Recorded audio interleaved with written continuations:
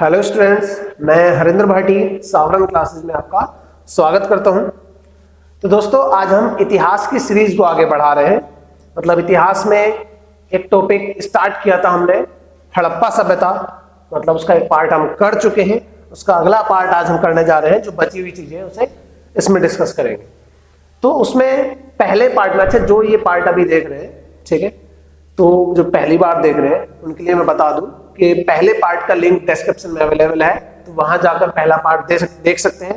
और बेहतर रहेगा कि आप पहला वाला पार्ट पहले देख लें, बाद में ये वाला पार्ट देखें। ठीक है भाई, चलो तो अब स्टार्ट करते हैं टॉपिक। तो उसमें हम क्या क्या चीजें पढ़ चुके थे वो सारी चीजें बात कर लेते हैं। उसमें हम सिंधु सभ्यता में क्या पढ़े, हमने खोज के बारे में पढ़ा है, उद्भव के बारे में पढ़ा है, नामकरण के बारे में पढ़ा है, विस्तार के बारे में पढ़ा है, और कुछ हमने विशेषताओं के बारे में पढ़ लिया था। कुछ विशेषताएं अब हम डिस्कस करेंगे। जैसे विशेषताओं में हमने क्या देखा था, मेन विशेषता देखी थी नगरीय सभ्यता की। ठीक है, अब समाज के बारे में थोड़ा सा देख लेते हैं।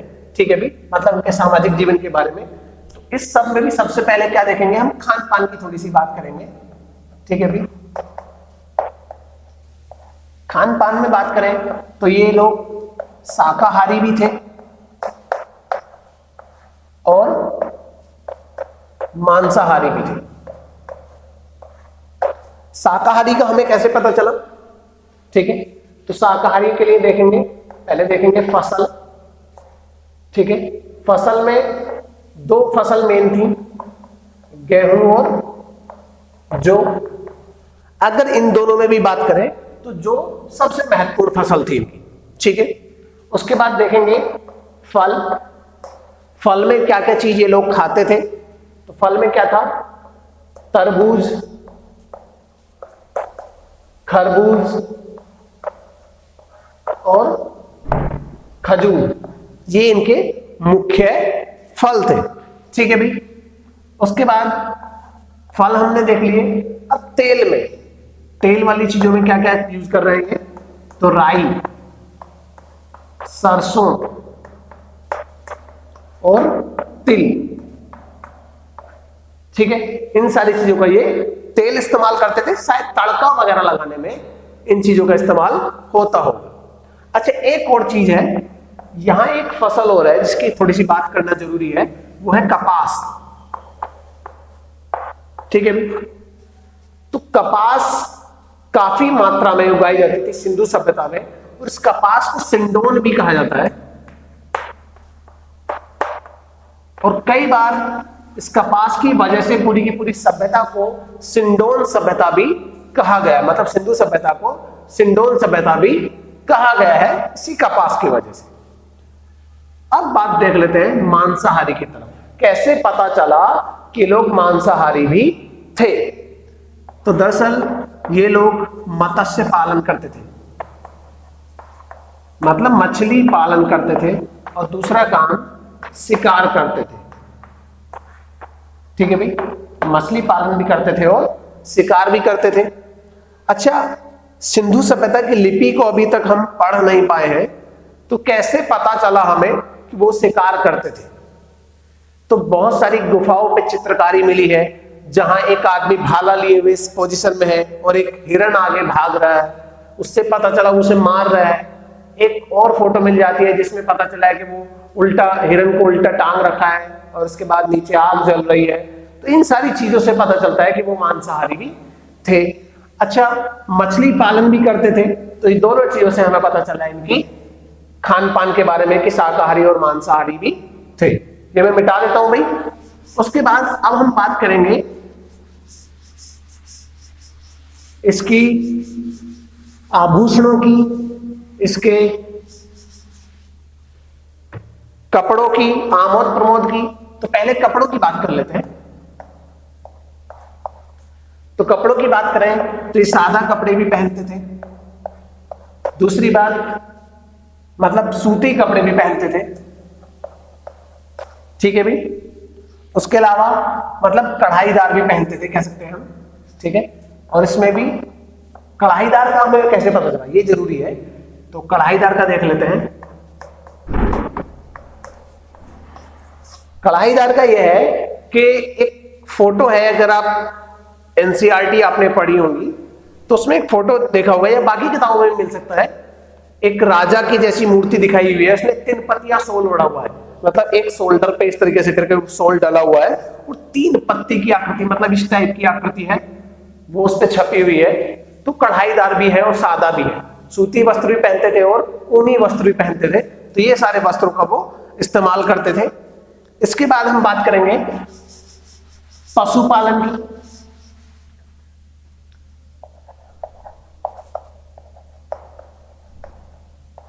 ठीक है भी, तो देखो ये दूसरी बात, ये नोट करते चलो सारी चीजें। तो पशुपालन में ये गाय भी पालते थे, भैंस भी पालते थे, कुत्ता भी पालते थे, ठीक है। और उसके अलावा मतलब ऊंट के भी अवशेष मिले हैं, घोड़े के भी अवशेष मिले हैं, ठीक है। तो इन सारे जानवरों का शायद वहां इस्तेमाल होता होगा, ठीक है। ऊंट के अवशेष कई बार पूछ लिए जाते हैं और घोड़े के अवशेष पूछ लिए जाते हैं, तो वहां भी कहां से मिले हैं घोड़े के अवशेष? तो एक जगह है सुतकोतड़ा, कहां है? ये गुजरात में जगह है, जगह का नाम मैं लिख देता हूं, सुतकोतड़ा या सुतकोतड़ा बोल देते हैं, इस जगह है गुजरात में, ठीक है भी। तो यहां से मिले हैं घोड़े के, और ऊंट के मिले हैं कालीबंगन से। कालीबंगन कहां है? राजस्थान में, ठीक है।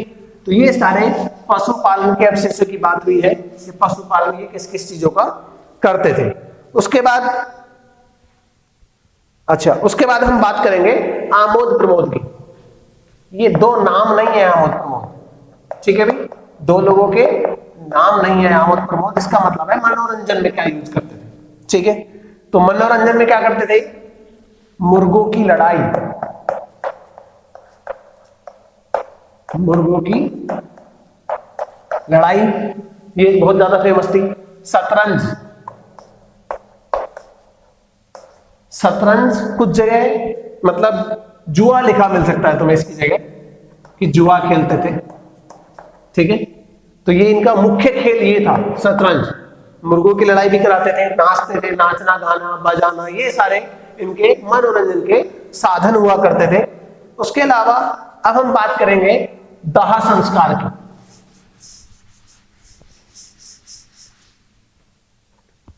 ठीक है भी,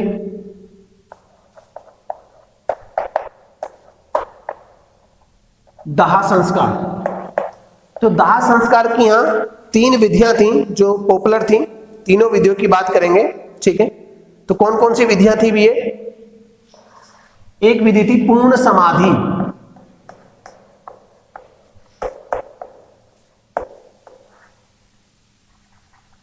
एक विधि थी आंशिक समाधि,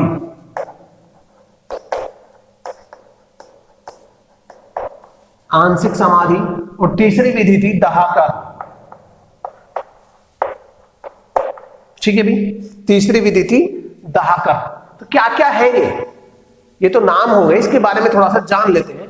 तो ये जो दाहकर्म है ये जैसा है जैसे हिंदूज में होता है, हिंदुओं में होता है, क्या होता है कि हम डेड बॉडी को क्या करते हैं? जला देते हैं, ठीक है। तो ये विधि है दाहकर्म जो कि हिंदू धर्म से मिलती जुलती है।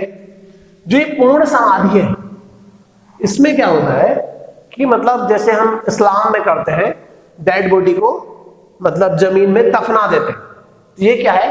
पूर्ण समाधि। ये इस्लाम धर्म से मैच करती है। उसके अलावा अब तीसरी विधि है आंशिक समाधि। ये क्या है भी?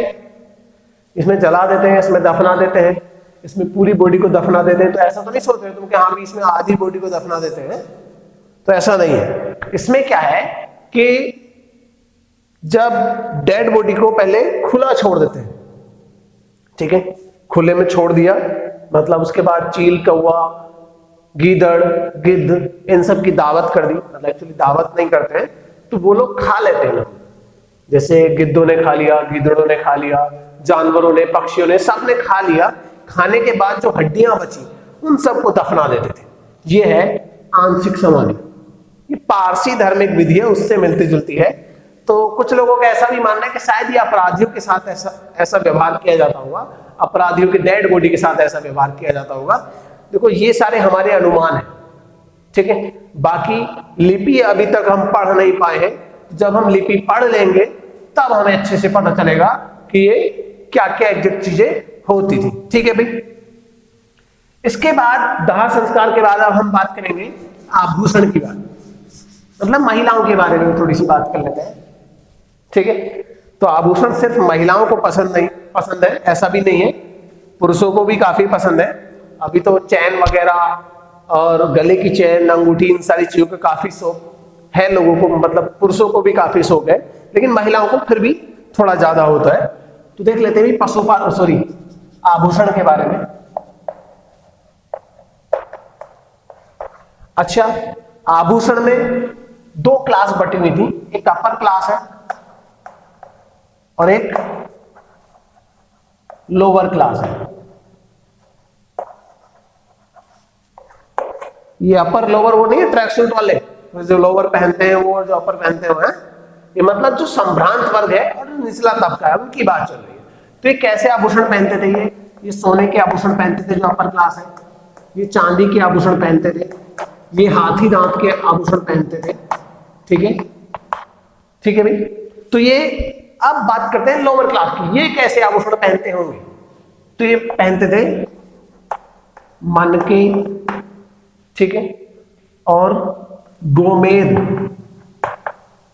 गोमेद क्या होता है अभी? अच्छा, ये शंख भी पहनते थे, शंख, सीपी। ठीक है, मेन ये तीन है। मनके वाले ये भी पहनते थे वैसे।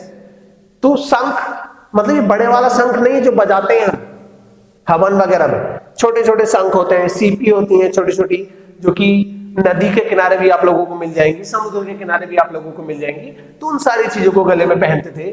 गोमेद मतलब मिट्टी, जो सौराष्ट्र रीजन की मिट्टी हुआ करती थी, जो समुद्र के किनारे की मिट्टी हुआ करती थी, उस मिट्टी को पका के ये लोग उसके आभूषण पहनते थे। मिट्टी के पका के मतलब ऐसा ना, कच्ची मिट्टी के तो फूट जाएंगे ना, जैसे हम ना मिट्टी के बर्तन बनाते हैं उसी तरीके से पका के आभूषण बनाते हैं मिट्टी पे। तो उस चीज को ये पहनते थे आभूषण के तौर पर। ठीक है भाई, तो अपर क्लास हो गई, लोअर क्लास हो गई, दोनों इस तरीके का आभूषण पहने, उनके बारे में हमने बात कर ली है। कुछ और चीजें हैं जो समाज के बारे में अभी हमें जाननी है, जैसे कि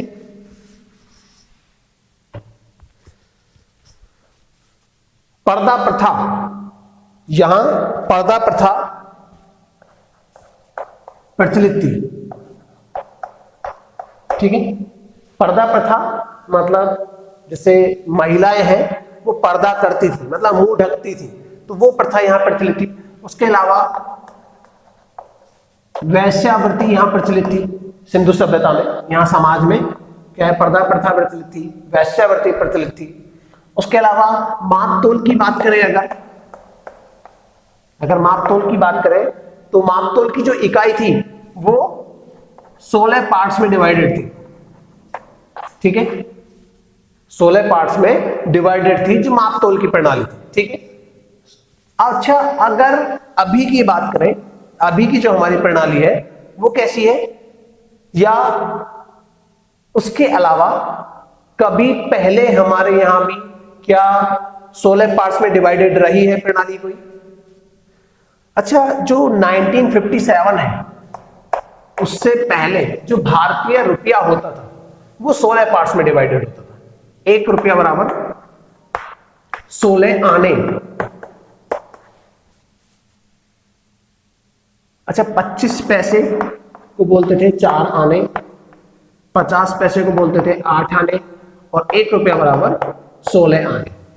ठीक है, 4 आने 8 आने सुना भी होगा बहुत लोगों ने।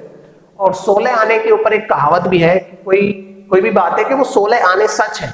16 आने मतलब कंप्लीट रुपया, और 16 आने सच मतलब कंप्लीट सच। कोई भी बात अगर बोली जाती है कि 16 आने सच है, मतलब वो कंप्लीट सच है, क्योंकि 16 आने में कंप्लीट रुपया बनता है। ठीक है भी, तो माप तोल की इकाई 16 पार्ट्स में डिवाइडेड थी। और ये यहाँ का जो समाज था वो कैसा था? मात्र सत्तात्मक था। इस पे सीधे सीधे क्वेश्चन पूछे जाते हैं। समाज के बारे में बात चल रही है, समाज कैसा था? मात्र सत्तात्मक।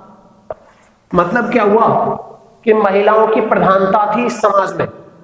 ठीक है, महिलाओं की मतलब रोल महिलाएं समाज में ज्यादा प्ले कर रही हैं। जैसे अभी हमारा समाज कैसा है, अभी जो हमारा समाज है वो पितृ सत्तात्मक है। मतलब घर के मुखिया मुख्यतः कौन है? पुरुष ही है। सारे मुख्य निर्णय कौन ले रहे हैं? पुरुष ले रहे हैं, महिलाएं नहीं ले रही हैं। लेकिन ऐसा बिल्कुल नहीं कि महिलाएं बिल्कुल नहीं ले रही है। बात चल रही है कि मैक्सिमम क्या हो रहा है, ज्यादातर जगह पुरुष ही निर्णय ले रहे हैं। और दूसरी बात, नॉर्मली होता है क्या कि हमारे नाम के पीछे जो हमारा गोत्र लगता है, ठीक है, वो पिता का गोत्र लगता है, ना कि माता का। बहुत जगह माता का भी लगता है, लेकिन मैक्सिमम मतलब बड़े स्तर पर किस चीज की बात चल रही है, तो उस तरीके से। दूसरी बात, घर का मुखिया कौन है? पुरुष है। हालांकि आजकल राशन कार्ड में महिलाएं ही घर की मुखिया हैं, ठीक है, 2014 के बाद से, ठीक है, लेकिन वो सिर्फ राशन कार्ड तक सीमित है। जो रियल में निर्णय ले रहे हैं वो पुरुष ही ले रहे हैं, कुछ एक अपवादों को छोड़ के अगर बात करें तो, ठीक है। तो समाज कैसा है? मात्र सत्तात्मक। अच्छा, हमें पता कैसे चला कि समाज मात्र सत्तात्मक है? क्योंकि यहाँ ज्यादातर जो मूर्तियां मिली हैं वो महिलाओं की मिली हैं, जिससे हमने आइडिया लगाया कि शायद ऐसा समाज रहा होगा। अच्छा, एक प्रमाण इसके बाद में भी मिलता है, सातवाहन वंश में भी ऐसा शायद फील होता है कहीं कहीं कि शायद वो मात्र सत्तात्मक रहा होगा, लेकिन पितृ सत्तात्मक ही बोला जाता है, लेकिन कुछ एक प्रमाण वहां भी मिलते हैं। तो ये समाज कैसा है? मात्र सत्तात्मक है, ठीक है भी। चलो पहले मैं ये मिटा देता हूं।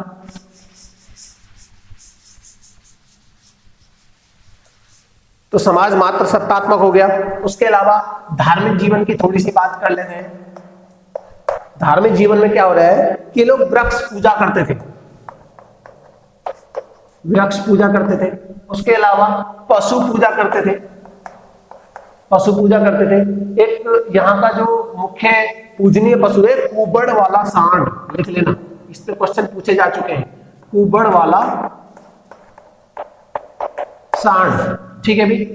तो ये पूजनीय पशुओं में से एक था, ठीक है। तो क्या हो गया? वृक्ष पूजा हो गई। और एक और चीज है शिव पूजा। शिव पूजा दरअसल एक मूर्ति मिली है जो पशुपतिनाथ की मूर्ति जिसे कहा गया है, पशुपतिनाथ की मूर्ति जिसे कहा गया है, ठीक है। या योगी की आकृति की जैसी, योगी मतलब योगी आदित्यनाथ नहीं, योगी की आकृति जैसी एक मूर्ति है जिसे कहा गया है वो पशुपतिनाथ है, मतलब शिव है। उनके ऊपर एक कैसे दो सींग से निकले हुए हैं, इस तरीके से बनाया हुआ है, ठीक है। तो बहुत सारे सिंबल हैं जो मैच कर रहे हैं शायद शिव से। तो कुछ लोगों ने शिव मान लिया है, तो कुछ जगह तुम्हें मिल सकता है कि शिव पूजा करते थे, कुछ जगह लिखा हो सकता है पशुपतिनाथ, ठीक है। और ज्यादातर लोगों ने पशुपतिनाथ को शिव ही माना है। तो ये इनके धार्मिक जीवन के बारे में थोड़ी सी हमने बात कर ली है। लेखन कला और शैली की हम बात कर चुके हैं। अब हम बात करेंगे थोड़े से व्यापार की, ठीक है। तो मतलब कहां कहां से कौन कौन सी चीजें, क्योंकि ये व्यापार प्रधान थी। ये जो समाज था कैसा था? व्यापार प्रधान समाज है। तो व्यापार प्रधान में हमें अब क्या क्या देखना है? आयात की हुई वस्तुओं के बारे में थोड़ी सी बात करेंगे। तो कौन कौन सी चीजें हैं जिनके बारे में बात करनी है? तो एक है तांबा। तांबा कहां से आयात करते थे? तो एक जगह है राजस्थान में, खेतड़ी, खेतड़ी जगह है, कहां है ये? राजस्थान में। तो वहां से ये तांबा मंगाते थे। उसके अलावा एक जगह है बलूचिस्तान, जो कि आज के पाकिस्तान में है, तो यहां से ये मंगाते थे। उसके अलावा एक जगह है ओमान, ओमान से भी ये तांबे का आयात करते थे। उसके बाद बात करेंगे भी सोने की। तो सोना कहां है? तो कर्नाटक में, कर्नाटक से करते थे पहली बात तो। दूसरी जगह है अफगानिस्तान और तीसरी जगह है ईरान, यहां से ये सोना आयात करते थे, ठीक है भी। अब इसके बारे में, इसके बाद बात करेंगे चांदी। तो चांदी करते थे कहां से? अफगानिस्तान और ईरान से, अफगानिस्तान और ईरान से क्या करते थे? चांदी का आयात करते थे, ठीक है। उसके बाद बात करेंगे हम सीसा की।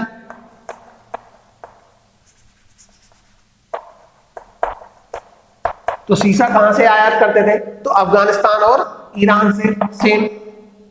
उसके बाद बात करेंगे गोमेद। गोमेद की बात थोड़ी सी हम कर चुके हैं पहले। गोमेद मतलब मिट्टी, सौराष्ट्र रीजन की मिट्टी मैंने पहले बोल चुका हूं। तो ये कहां से करते थे? सौराष्ट्र से। अच्छा, सौराष्ट्र है क्या? क्रिकेट में भी सौराष्ट्र की जो रणजी टीम है वो अलग है, ठीक है। तो सौराष्ट्र मतलब ये गुजरात और महाराष्ट्र वाला जो रीजन है उसके एक विशेष क्षेत्र को कह सकते हैं हम सौराष्ट्र कह देते हैं। एक स्पेशल कोई राज्य नहीं है सौराष्ट्र, विशेष क्षेत्र है, ठीक है। तो वहां की मिट्टी को वो बोला जाता है गोमेद, ठीक है। तो ये गोमेद वहां से मंगाई जाती थी, ठीक है भाई। तो व्यापार की चीजें हमने देख ली। अब हम बात करेंगे इसके महत्वपूर्ण स्थलों की, ठीक है। कुछ महत्वपूर्ण स्थल हैं जिन्हें हम देख ले रहे हैं, ठीक है। तो उन सबकी विशेषताओं के बारे में थोड़ी सी बात करेंगे। तो दोस्तों ये स्थल हैं कुछ जो मैंने बोर्ड पे लिखे हैं, कुछ महत्वपूर्ण स्थल हैं जिनके बारे में हमें बात करनी है। तो सबसे पहला स्थल हमने लिखा है यहाँ हड़प्पा। तो हड़प्पा के बारे में थोड़ी सी बात हम कर चुके हैं, बाकी अभी करने वाले हैं। तो हड़प्पा के बारे में बड़ा फेमस क्वेश्चन है जो लगातार आता रहता है कि किस नदी के किनारे ये हड़प्पा नामक स्थल स्थित है। तो वो नदी है कौन सी? रावी नदी। पहला खोजा गया स्थल था तो लोग गलती से इसे सिंधु नदी के किनारे स्थित समझ लेते हैं, जबकि ये रावी नदी के किनारे स्थित है। और ये अभी की जो वर्तमान स्थिति है वो ये पाकिस्तान में है, पाकिस्तान के पंजाब प्रांत के मोंटेगिरी जिले में है। जो हड़प्पा नामक स्थल है अभी पाकिस्तान में है। अच्छा, नदी हमने देख ली और यहां से मिट्टी की मोहरें मिली हैं। मिट्टी की मोहरें मिली हैं कहां से? हड़प्पा से। अच्छा, मोहरें जो सामान्यतः वो सेल खड़ी की बनाई जाती थी। जो सिंधु सभ्यता है, हड़प्पा काल है, उस समय सेल खड़ी की मोहरें बनाई जाती थी, जबकि जो मुद्रा है वो टेराकोटा की होती थी। नोट कर लेना, मुद्रा टेराकोटा की होती थी और मोहरें सेल खड़ी की होती थी, ठीक है।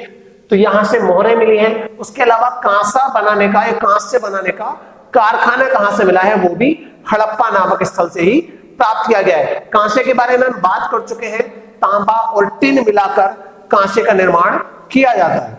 उसके अलावा पुरुष नृत्य की मूर्ति यहां से मिली है, मतलब मेल डांसर की, ठीक है। पुरुष जो कि डांस करते हुए हैं उसकी मूर्ति यहां कहां से मिली है? हड़प्पा से। जबकि महिला डांसर की या महिला नर्तकी की मूर्ति कहां से मिली है?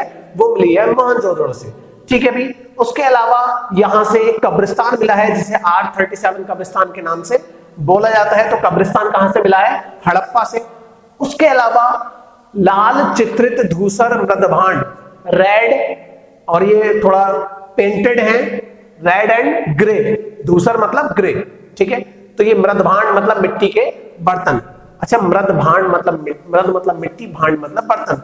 मृदभांड मतलब मिट्टी के बर्तन। एक छोटी सी स्टोरी मैं बता देता हूं अभी। दरअसल जब मैं 9th क्लास में था, कर्नाटक में, मैंगलोर के पास में वहां पढ़ता था, तो जो मुझे हिंदी पढ़ाते थे वो तमिलनाडु के रहने वाले थे। तमिलनाडु शायद केरल, हाँ सॉरी, केरल के रहने वाले थे। तो वो एक बार एक चैप्टर था जो पढ़ा रहे थे, उसमें एक जगह आया लिखा हुआ कि भांडा फूट गया। तो गलती से उन्होंने भांडा फूट गया का अर्थ वहां मुझे बता दिया था कि भाई बर्तन फूट गए।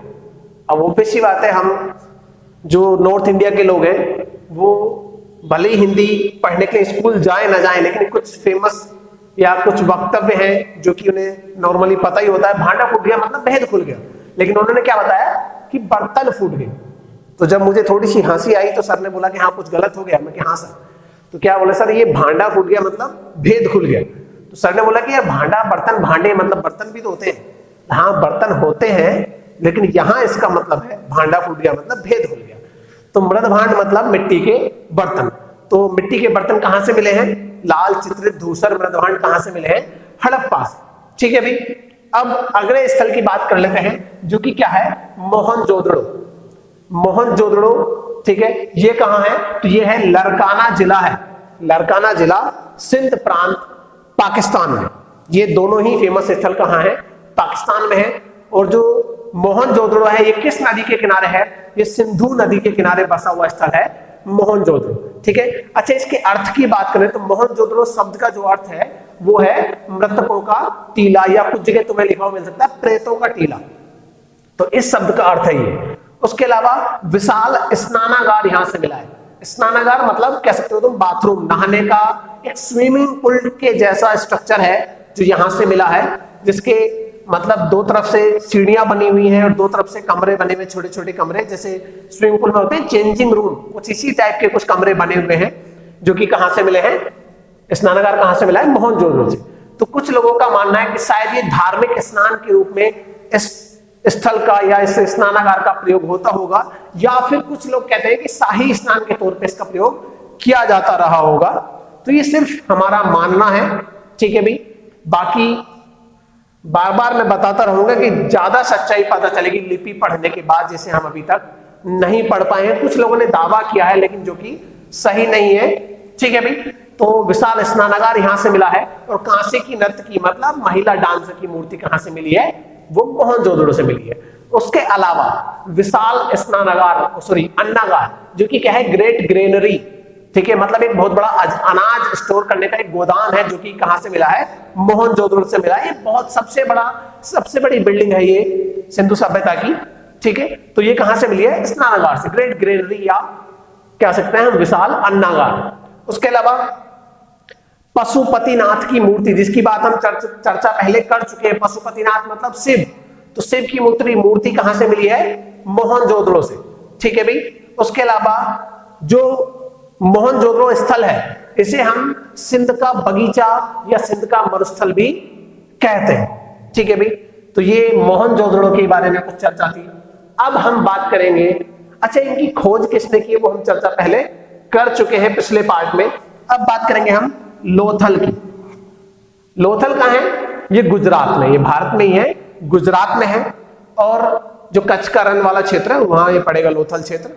अच्छा, दूसरी चीज, लोथल किस नदी के किनारे बसा हुआ है? तो ये भोगवा नदी के किनारे बसा हुआ स्थल है। जो लोथल है एक बंदरगाह स्थल है और ये भोगवा नदी के किनारे बसा हुआ है। लेकिन एक बार बड़ा शानदार क्वेश्चन यहां से बना हुआ था कि लोथल किस नदी की उपनदी के किनारे बसा हुआ है?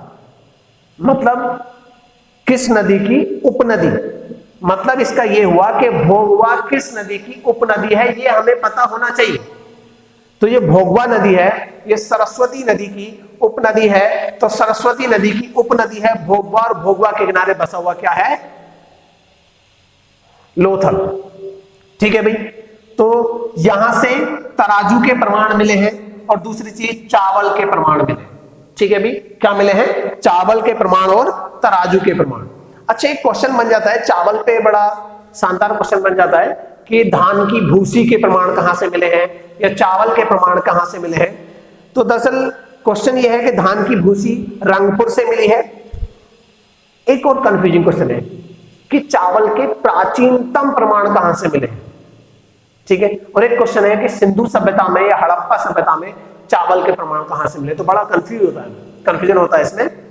तो लोथल से मिले हैं चावल के प्रमाण, रंगपुर से मिले हैं धान की भूसी के प्रमाण, और चावल के जो प्राचीनतम साक्ष्य मिले हैं वो मिले हैं कोल्डी हवा से। मतलब सिंधु सभ्यता से भी पहले के प्रमाण हैं वो, जो कहां से मिले हैं? कोल्डी हवा से। और कोल्डी हवा जो जगह है ये इलाहाबाद में एक जगह है, मेजा के पास में स्थल है कोल्डी हवा, और कोल्डी हवा से मिले हैं चावल के प्राचीनतम साक्ष्य। जबकि हड़प्पा सभ्यता में चावल के साक्ष्य मिले हैं कहां से? लोथल से। ठीक है भाई, तो कंफ्यूजन अभी ये क्लियर हो गया होगा शायद सब लोगों को। उसके अलावा हम बात कर चुके हैं लोथल एक बंदरगाह स्थल है, मतलब एक कह सकते हैं हम जहां जहाज वगैरह रुकते हैं, जहां से जहाजों से हम सामान मंगाते हैं, जहां से हमारे जहाज जाते हैं व्यापार के लिए, वो स्थल था लोथल। समुद्र के किनारे है। ठीक है भाई, गुजरात में। अगला स्थल है हमारा कालीबंगा या कालीबंगन। ये कहां है? राजस्थान में। थोड़ी सी चर्चा इस पे हम कर चुके हैं। यहां से क्या मिले थे? पहले किसकी बात करी थी? ऊंट की हड्डियों के प्रमाण मिले थे यहां से, कालीबंगा से। दूसरी चीज, यहां से जुते हुए खेत के प्रमाण मिले हैं। ठीक है, मतलब फसल उगाने के लिए खेत को जोता गया था, ऐसा प्रमाण कहां से मिले हैं? कालीबंगन से मिले हैं। उसके अलावा हवन कुंड यहां से प्राप्त हुआ है। कहां से? कालीबंगन से हवन कुंड प्राप्त हुआ है। दूसरी बात, कालीबंगन शब्द का ही मतलब है काली मिट्टी की चूड़ियां। तो काली मिट्टी की चूड़ियां यहां बनाई जाती थी कालीबंगन में। ठीक है भाई, उसके अलावा अच्छा, मनके कहां बनाए थे? मनके बनाने का कारखाना कहां मिला है? तो चानूदड़ो में मिला है मनके बनाने का कारखाना। और काली मिट्टी की चूड़ियां कहां से मिली है?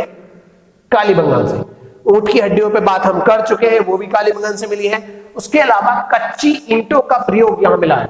सामान्यतः सिंधु सभ्यता में पकी हुई ईंटों का प्रयोग होता था। हमने पहले चैप्टर में या कह सकते हैं कि पहले पार्ट में चर्चा कर चुके हैं कि सिंधु सभ्यता में पकी हुई ईंटों का प्रयोग सामान्यतः किया जाता था, जबकि मेसोपोटामिया की सभ्यता में कच्ची ईंटों का प्रयोग होता था। ठीक है, तो यहां कच्ची ईंटों का प्रयोग मिला है सिंधु सभ्यता के कालीबंगन नामक स्थल में। अच्छा, हड़प्पा और मोहनजोदड़ो के बाद थर्ड कैपिटल बोला जाता था किसे? सिंधु सभ्यता की या हड़प्पा की थर्ड कैपिटल बोला जाता था किसे? कालीबंगन को, जो कि कहां है? राजस्थान में। ठीक है भाई। उसके अलावा चानूदड़ों की हम बात कर चुके हैं, मनके बनाने का कारखाना चानूदड़ों से मिला है। अब हम कुछ विशेषताओं की बात करेंगे कि कौन कौन सी चीजें हमें कहां से मिली है। ठीक है भाई। जैसे कि एक चावल की हम बात कर चुके हैं, एक है, कई बार पूछ लिया जाता है कि स्वास्तिक जो चिन्ह है, स्वास्तिक चिन्ह याद है ना? कोशिश करता हूं बनाने की, शायद ऐसा ही बनता है, सॉरी।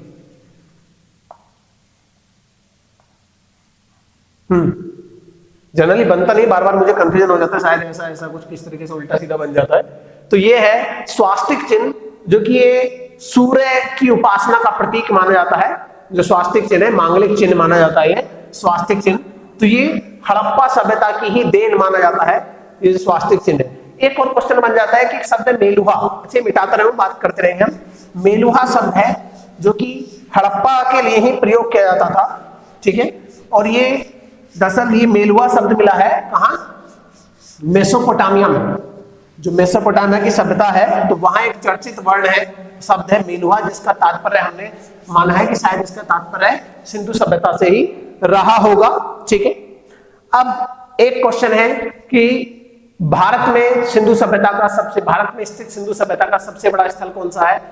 तो ये क्वेश्चन आप कमेंट में मुझे बताओगे। ठीक है। कि मतलब सबसे बड़ा स्थल कौन सा था भारत के अंदर। लेकिन अगर एक क्वेश्चन और है जो बहुत महत्वपूर्ण है, दो क्वेश्चन दरअसल तो मुझे बताओगे कि सिंधु सभ्यता का सबसे छोटा स्थल कौन सा था। ठीक है। भारत में सबसे बड़ा स्थल, भारत में स्थित सबसे बड़ा स्थल, और सिंधु सभ्यता का सबसे छोटा स्थल कौन सा था। ये दो क्वेश्चन है, दोनों ही मुझे कमेंट सेक्शन में लिख के तुम बताओगे कि सिंधु सभ्यता का सबसे छोटा स्थल कौन सा है और वो कहां स्थित है। एक और स्थल है धोलावीरा। धोलावीरा पे एक क्वेश्चन इंपॉर्टेंट बन गया था क्या कि कौन सा सिंधु सभ्यता का स्थल है जहां शहर 3 हिस्सों में डिवाइडेड है। ये हम पहले पार्ट में चर्चा कर चुके हैं। तो धोलावीरा एकमात्र स्थल है जहां शहर मुख्यतः 3 पार्ट में डिवाइडेड थे और तीसरे हिस्से को कहा जाता था क्या? मध्यमा। तो धोलावीरा जो स्थल है, इसके बारे में एक और क्वेश्चन ये बन जाता है कि कच्छ के रण में तो है, लेकिन जो ट्रॉपिक ऑफ कैंसर है, जो कर्क रेखा है, ये कर्क रेखा पर अवस्थित है। जो धोलावीरा स्थल है, ये कर्क रेखा पर अवस्थित स्थल है सिंधु सभ्यता का। ठीक है। और एक और क्वेश्चन है जो रैंडम क्वेश्चन में पूछे जाते हैं कि कुत्ते के साथ कहां दफनाने के प्रमाण मिले हैं। मालिक के साथ कुत्ते के दफनाने के कहां प्रमाण मिले हैं? तो ये मिले हैं रोपड़ में। ठीक है भी। रोपड़ में मालिक के साथ कुत्ते को दफनाया गया है, उसके प्रमाण मिले हैं रोपड़ से। अच्छा भाई, उसके अलावा अब एक और चीज मैं अभी बता दूं कि हर टॉपिक के कंप्लीट होने के बाद मैं एक लेक्चर सिर्फ इसी चीज पे लेकर आऊंगा कि पिछले सारे एग्जाम्स में, मतलब एसएससी में, यूपीपीसीएस में, लोअर पीसीएस में, या फिर यूपीएसआई में, या फिर स्टेट गवर्नमेंट में जो जो उस टॉपिक से क्वेश्चन पूछे गए हैं, उन पे एक स्पेशल लेक्चर लाया जाएगा, उन सारे क्वेश्चन पे चर्चा की जाएगी। ठीक है। तो अभी बेसिक बात कर रहे हैं, अब हम बात करेंगे सभ्यता के पतन के कारण पे। सभ्यता के पतन के कारण पे। ठीक है भाई। तो बहुत सारे लोगों ने अलग अलग रीजन दिए हैं। कुछ लोगों ने कहा है बाढ़ से हुई है, कुछ लोगों ने अलग अलग कहा है। तो ज्यादातर लोगों का यह मानना है, देखो किसी एक रीजन की वजह, सिर्फ बाढ़ की वजह से पूरी की पूरी सभ्यता खत्म नहीं हो सकती है। तो बहुत सारे रीजन रहे होंगे, सब लोगों ने अपने अपने हिसाब से रीजन दिए हैं। तो देख लेते हैं कौन कौन से रीजन दिए हैं। एक रीजन दिया है बाढ़। तो ये मैके के अनुसार, मैके एक इतिहासकार जिनके अनुसार क्या कहा गया है कि पूरी सभ्यता किससे खत्म हुई है? बाढ़ से ये पूरी सभ्यता खत्म हो गई है। उसके अलावा एक है प्राकृतिक आपदा से। प्राकृतिक आपदा से तो कैनेडी है, KUR कैनेडी। कैनेडी के अनुसार यह सभ्यता प्राकृतिक आपदा से खत्म हुई है। जबकि एक तर्क है प्रशासनिक शिथिलता से। प्रशासनिक शिथिलता मतलब एडमिनिस्ट्रेशन जो है वो समाप्त हो गया। इसके आधार पे ये कहा गया है जॉन मार्शल के द्वारा। जॉन मार्शल ने कहा है कि एडमिनिस्ट्रेशन समाप्त हो गया था, जिसकी वजह से सभ्यता खत्म हो गई। एक तरफ दिया जाता है जलवायु परिवर्तन, जलवायु परिवर्तन, तो ये तर्क दिया गया है ऑरेल स्टाइन के द्वारा, ऑरेल स्टाइन के द्वारा तर्क दिया गया है कि सभ्यता कैसे खत्म हो गई, जलवायु परिवर्तन के द्वारा। ठीक है, उसके अलावा कुछ लोगों ने, कई सारे लोगों ने यह भी तर्क दिया है कि आर्यों के आक्रमण के द्वारा यह सभ्यता समाप्त हुई है। इसके बाद आर्य आए और उन्होंने आक्रमण किया, जिसकी वजह से सभ्यता समाप्त हो गई। ठीक है, तो ये तर्क ज्यादा मायने नहीं रखता है, ऊपर वाले ये तर्क है जो कि महत्वपूर्ण है, और ये बहुत लोगों ने बाढ़ को बहुत बड़ा रीजन इसमें माना है। ठीक है भी, तो अभी हमने मैक्सिमम चीजें इस पे कवर कर ली है, तो अगला जो भी हम इस पे बात करेंगे वो इसके क्वेश्चंस पे बात करेंगे।